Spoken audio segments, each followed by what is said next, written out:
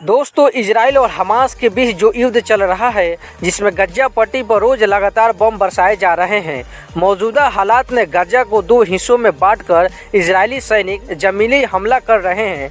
Hamas के कई ठिकानों को नष्ट करने का दावा इजराइल कर रहा है, लेकिन हमास अभी तक इजराइल पर भारी पड़ता जा रहा है।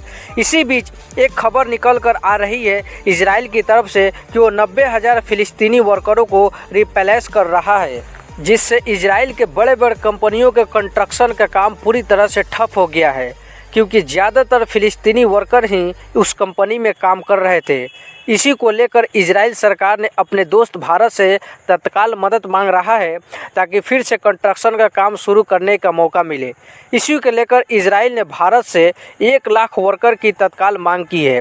वॉइस ऑफ अमेरिका की रिपोर्ट के मुताबिक इजराइल से जुड़ी कंस्ट्रक्शन की बड़ी कंपनियों ने इजराइल सरकार से 1 लाख भारतीय श्रमिकों को बुलाने का मांग की है, ताकि 90,000 फिलिस्तीनियों को रिप्लेस किया जा सके।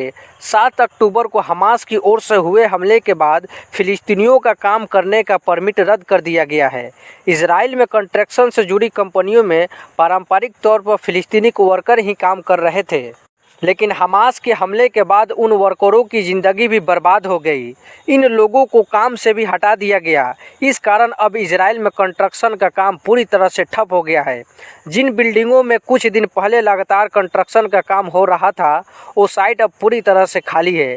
जिन लोगों ने मकान खरीदे हुए लोग बिल्डर्स पर काम जारी रखने का दबाव बना रहे हैं। दोस्तों, अजीब बात है कि यह जहां एक देश पूरी तरह से बर्बाद हो रहा है, वहीं इजराइल में बिल्डिंगें बन रही है।